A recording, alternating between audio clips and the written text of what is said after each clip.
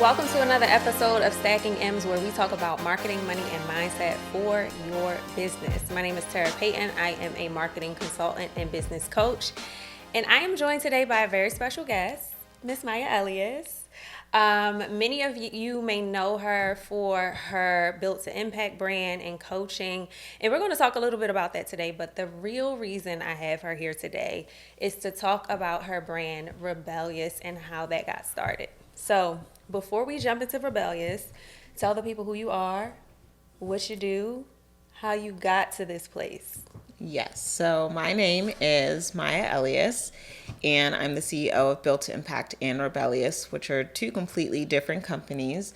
So Built to Impact is my first company. It is a coaching company for female entrepreneurs who want to monetize their expertise and build their personal brand and run a profitable service-based business.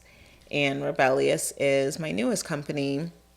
It's not even a year old yet. It is a fitness apparel company, and it's been really interesting learning how to do marketing on the e-commerce side. So those are the two things that I focus on. So what was the inspiration behind Rebellious? The inspiration behind Rebellious, funny enough, Rebellious Fit was actually supposed to be Rebellious Beauty. This lipstick that I have on is actually Rebellious, which is not intentional. So does that mean we have a beauty line coming out later? It may. Okay, it that's may dropped here on the podcast. Okay. It may come out, but before the pandemic in 2019, I was wearing makeup and lipstick more frequently, and people kept asking me, there was a specific shade that I was wearing, and people were like, what shade is that? I love it. It looks so good on you. And the company that I was wearing, they went out of business. And so I reached out to them because I wanted to just buy their business. I'm like, well, if they're not in business, but they already have these colors, they might already have a list. I wanted to see if I would just be able to by their company, but I never heard back from them. I guess obviously nobody was checking the email since they were out of business. So I'm like, okay, well, if I can't buy their business, let me just source my own lipsticks and run my own cosmetics company. I'll start out with lipsticks. And so I had sourced the products, and I'm like, okay, great. I was thinking about what I wanted to do in terms of a launch date. And with Built to Impact, I had done 331,000 in 2019 with Built to Impact. And I remember having a conversation with my friend, and he's like, I really think that you should continue focusing on Built to Impact and at least get to 1 million with that company before trying to push and launch a new one. So I did that, took Built to Impact to 1 million, but it was also in the middle of a pandemic.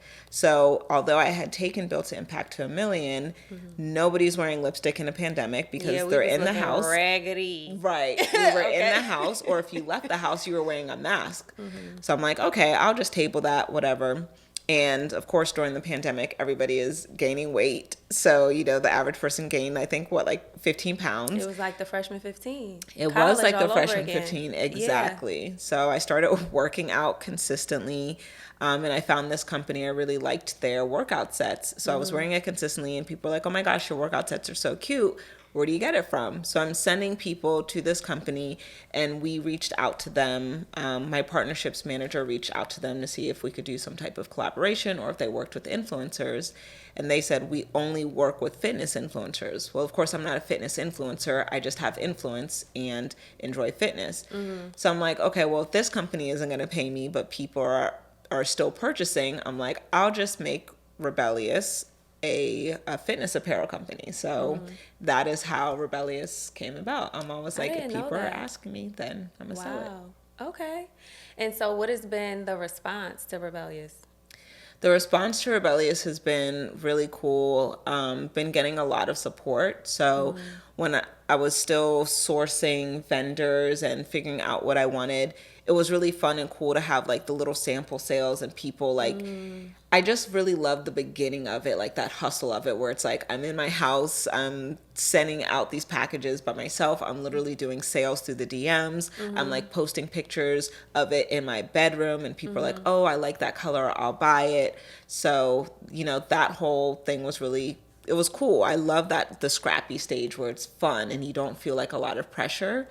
And then we had a formal launch for it. So launch day was really good. I think that week we maybe did like $6,000. So it was fun. And I think what's so interesting about running Rebellious versus running Built to Impact is like what I do, you know, what I do in a week at Built to Impact isn't even what I do in a month at Rebellious. So the numbers are so different, but I really respect the beginning process of where I am at Rebellious. I don't have this level of entitlement that I'll automatically be successful with Rebellious just because I have another successful company. So I really enjoyed the scrappy beginnings of running Rebellious and just being excited about people supporting me.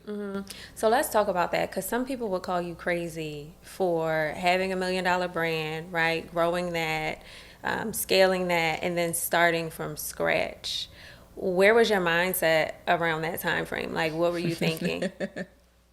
That is a question I asked myself. Like, wait, what was I thinking? Right. You know, I think I almost forgot that it's like, okay, well, if I launch this thing, I have to like actually, this is not a temporary fun project. It's almost like if you have a baby, it's like they're here. There for 18 plus years, Yes. you know, their entire life. Exactly. So it's like now that it's here, it's, you know, I either make it wildly successful or I get rid of it. So I'm like, well, let me see if I can make it wildly successful. So to be quite honest, I didn't, when I wanted it to be a cosmetics company, my thought and my vision was I wanted something that I could pass down to my kids. This had my name in it. You know, Rebellious is a play on my name, Maya Elious, and my personality as a rebel. And I'm like, oh, this is something that I can, you know, pass down to my kids. It has our name in it. And I like that. I didn't really ever have a thought process that I could pass down a coaching company or a service-based company. And so when I started Rebellious, that was my thought process.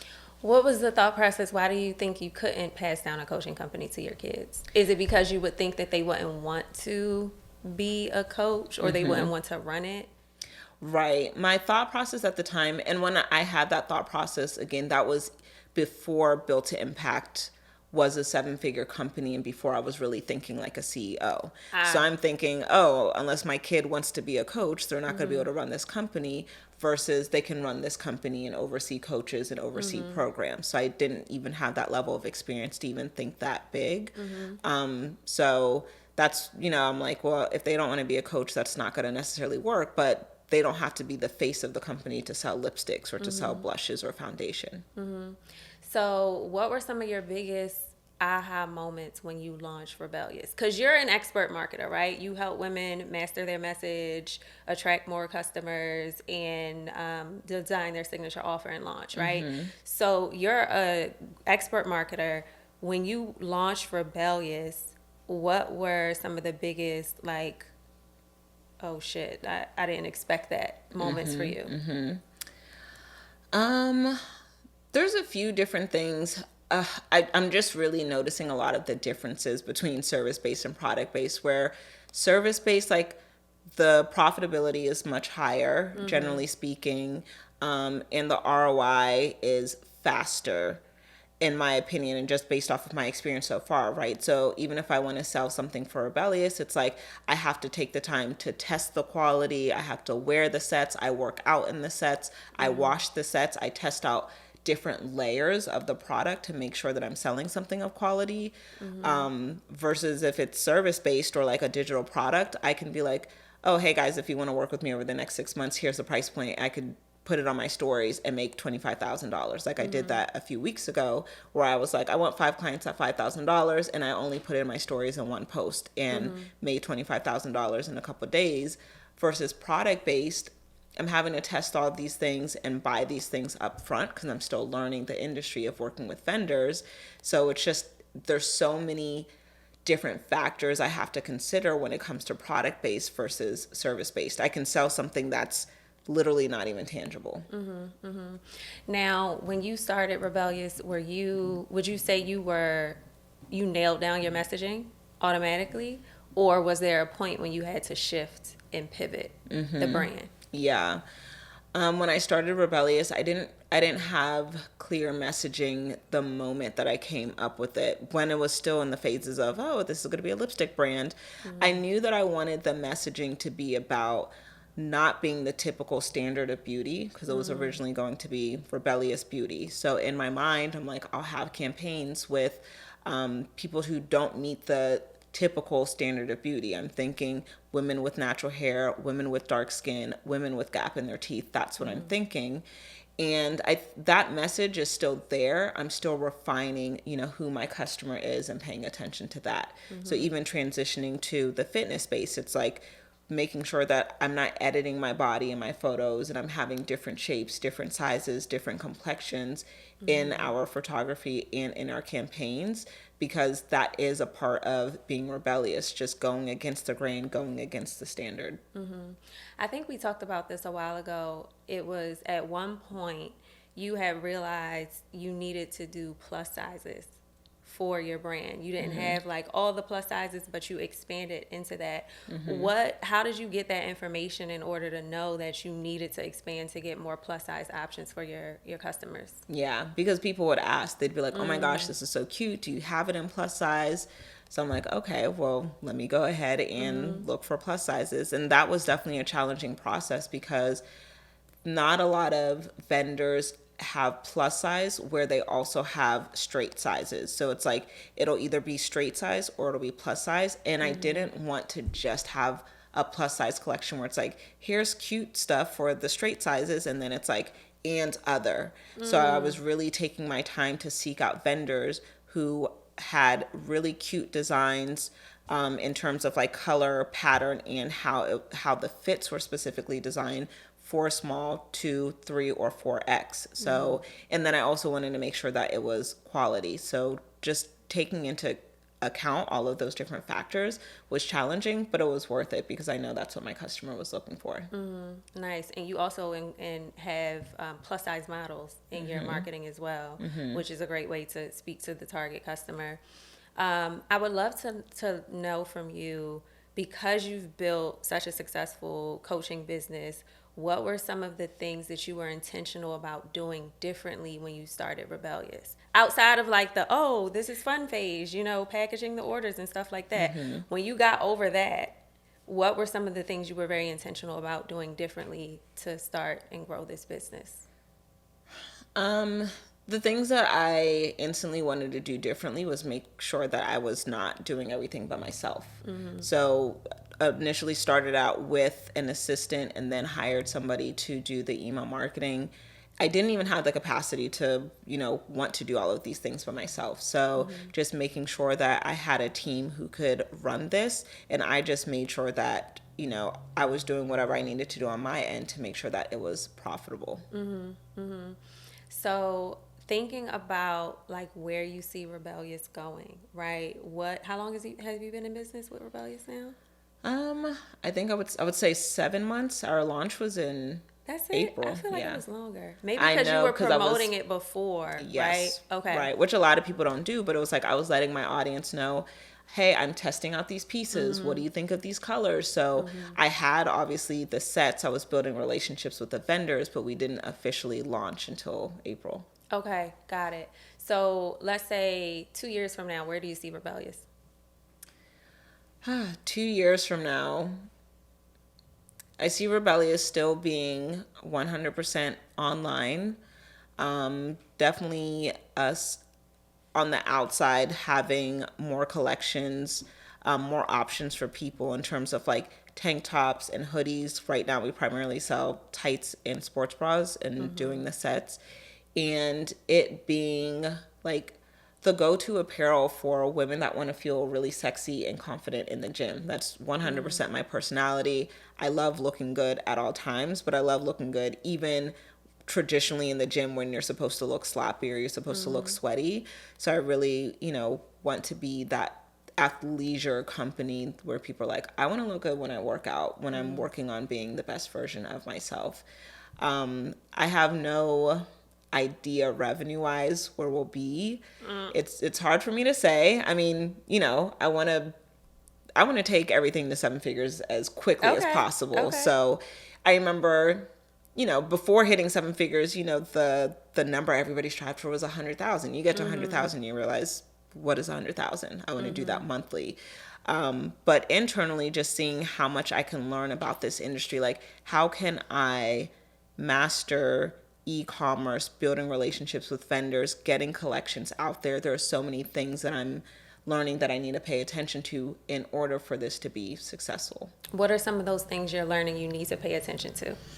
Paying attention to creating just wow factor experiences. Like, it's not about selling, oh, it's a sweat wicking leggings, it's high quality. It's how do we create an experience out of selling this, and having very clear and specific goals in, we shouldn't have this amount of inventory longer than 4 weeks. How are we going to make sure that we are pushing this out? How are we going to make sure we're selling this without having to put things on clearance in order to sell? So those are so many different things that I'm learning and studying right now.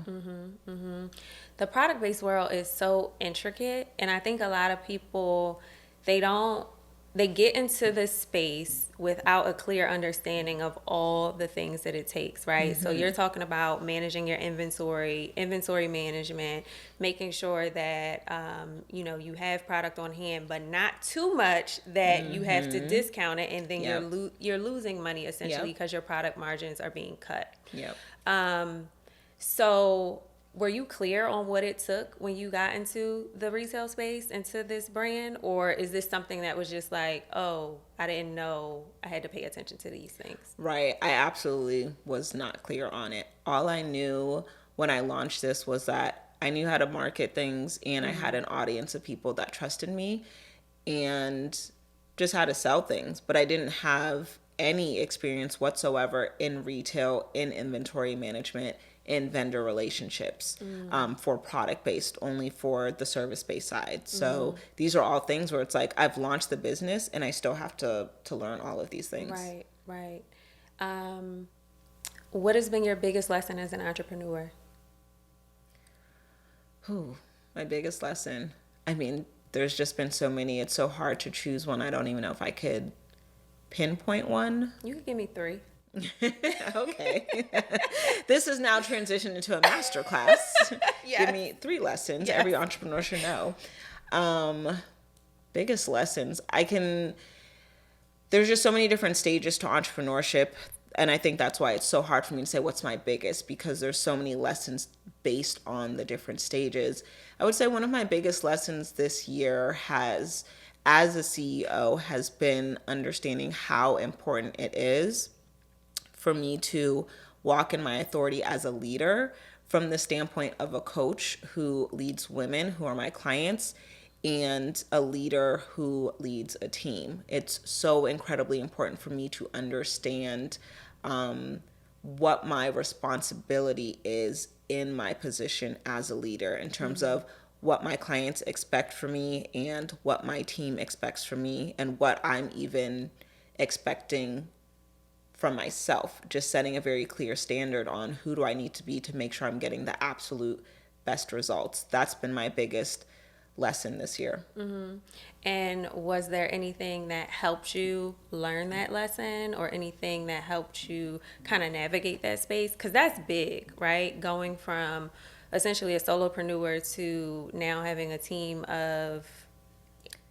I have a team of 3 full-time people and 4 contractors. Right. So going from 0 to 7, right? Did anyone help you? Were there any things that you invested in to help you with that whole leadership process? Yeah, absolutely. Of course, just reading a lot of books, and I have like mastermind peers that I mastermind with. By the grace of God, I'm friends with people who run very successful companies. Reached out to my close friend, James, who is just really excellent in terms of knowing how to build companies. But the reason I reached out to him is because he's the furthest thing from a people pleaser. And that is the most harmful thing in somebody who's meant to be a leader. And so that's where I recognized where areas where I dropped the ball, where I was supposed to be a leader. It's because I was too busy prioritizing people's feelings versus their future. and I need to prioritize the future of my company. I need to prioritize the future of my clients because that's essentially what they're paying me for, right? Like, how can I help them with their business, not how can I take care of their feelings? So having conversations with him and even having conversations with my therapist, like, okay, how do I recognize the habits that I have that cause me to people please? Like, how do I recognize those triggers, so to speak? So working with a high performance coach and working with a therapist has really helped me become more aware of things that could hold me back from being a better version of myself. Got it. Got it. So I feel like this is a good time for me to ask you the question that I ask every guest. Of course, you know, we focus on marketing, money, and mindset.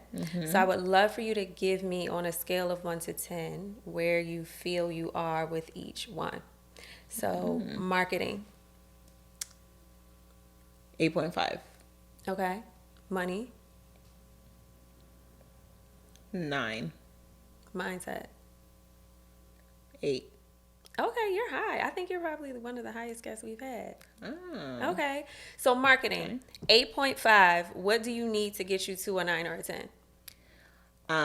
We'll definitely be at a 10 in 2022. Just creating wow factor experiences where nobody else can say they've done it. Nobody else can say they've seen it. Yeah. And then money. What's going to get, you said a 8? I said a 9. A 9. Oh, yeah, you said a 9. All right, so you already pretty high up there. We don't even need to touch on that. I can always still be better. Right, yeah. What do you want to get you to a 10?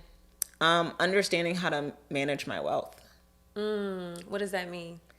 It's like, I know how to make a lot of money. I know how to have a lot of money in terms of keep it. I want to understand how to consistently grow my money and know the best places for it to go. So, you know, right now it's obviously such a first world problem issue. It's like, my issue is I don't know how to be rich well. So it's like, I have a lot of money, but I'm like, well, what do I do with it? Should I get a commercial space? Should I do Airbnb? Should I purchase a company? What am I supposed to be doing? So I want to make sure that I understand the best moves to make with my money, so that way my kids are taken care of, and my kids' kids, and my kids' kids' kids. So that's what I really want to master, wealth management. So getting into more investments and portfolio strategy and stuff like that with your money. Okay, Yeah. Awesome. And then mindset. What do you need to get you to that 9, 10? Clear standards for my life, and especially for where I am now, I think I grow so drastically. So it's like, my standards have to catch up with my reality of where I am in life. And consistently working on not people pleasing. You mentioned something. You just said you grow so drastically that your standards have to catch up with where you are in life. What does that mean? Like, are you getting rid of certain things? Are you leveling up those standards? What does that mean? I think it's essentially just like, how am I thinking about things? How am I approaching things? Like, the same way that I would make a business decision at $100,000 or $200,000 is not going to be the same way that I process information or make decisions at $2.5 million. And so I want to make sure that I'm not making decisions in my life based on the version of who I used to be. I want to make elevated decisions. And so I have to continuously build that habit of, am I thinking at a higher level, or am I thinking of the version of before I knew what I know now? How do you get them to catch up, though? Being around, having the right environment, being around other people who have won in a similar capacity, having the right conversations. You know, within my peer mastermind group, as I've mentioned, there are people who have done really well in business, and we all pour into each other in different ways, but also being able to say, like, hey, here's where I am in life, or here's where I am in business, and I'm struggling with this season. You know, who has been where I am right now, and what did you do, or what was your learning lesson in that season? So having conversations and just leaning on people who have that level of wisdom that I might not have yet, because of my lack of experience. I know sometimes for me, when I get to that level of elevation, or when it's time for me to elevate, I find myself fighting it, right? So it's like you go kicking and screaming, like you're saying you want these things, right? But then you fight it with your actions. Are you a fighter against the elevation, or do you just kind of like embrace it? I'm here. I would say that I embrace it, but I do think all of us, even if it's not conscious, we often subconsciously self-sabotage our next level. So I want to ask you this question, because you are, Maya is my coach. She has been my coach for several years. And I've always looked to her as someone who has been very strong in the mindset category. She really focuses on mindset and how to show up and be your authentic self and be confident and things like that. So where do you get that from? Oh, man. I have asked myself that. I think it's a combination of things. I think that I definitely get the level of discipline from my father. I'm first generation American. So, being the daughter of immigrants, it's like, they came to this country to not play around. So I don't really play around when it comes to my success. Of course, I would also give the credit to God. It's just how I'm designed. It's how I'm wired. It's how my brain works. And I appreciate that, because I do think that there are also people who are tough because of their circumstances. I don't necessarily, I can't pin a specific traumatic situation that I've been through where it's like I had to be tough. It's like I was tough because my father had to be tough, and then that was instilled in me. Those are the top two things that come to mind. Got it. So this question, a little bit unorthodox, but I'm gonna ask you anyway. Okay. What is the last time that you did something for the first time? I'm going to have to think on that. Okay. Because yesterday we did something different and new for our clients, but I don't think that it was a first time doing it in that way, but it wasn't necessarily like a first time. So we invited like what we call like our all-star clients, and we surprised them with like a makeup artist and a stylist, and did a photo shoot for them. Nice. And did some, videos for them. But it's like I've worked with a makeup artist and a stylist before, so that wasn't necessarily new. But I'm definitely going to think on that. Don't worry. The first time I got asked that question, I was like, wait, you're going to have to come back to me, because I don't, that's a deep question. Yeah. Because so often we get in our routines, we're doing the same thing every day. And that's a really, you need that discipline as an entrepreneur, right? You need to have that routine, but it's like, what are you doing new? What are you doing different? Right. So think about that and let me know. Yeah. I definitely want to do things that are different. So I've just been brainstorming what those things could be. For Rebellious? For Built Impact. Built Impact? Okay. Rebellious, but yeah, okay. Built Impact. You want to share some? I don't even know what they are yet, John. I will link up with my marketing director and let y'all know. Okay, got it. Well, listen, thank you so much for joining us on the podcast today. I really appreciate it. Can you let the people know where they can find you on social media, how they can get in contact, how they can buy those amazing fitness sets? Okay? Yes, thank you so much for having me. So you can find me on Instagram at Maya Elious, MayaElious, and you can also follow Rebellious Fit at Rebellious Fit. It's with one L, so it's similar to my last name, or go to rebelliousfit.com. Awesome. Thank you so much. Thank you. I hope you all enjoyed the episode, and I will see you at the next one. When I talk about knowing who your competitors are, it's primarily about understanding their positioning and what they're doing wrong.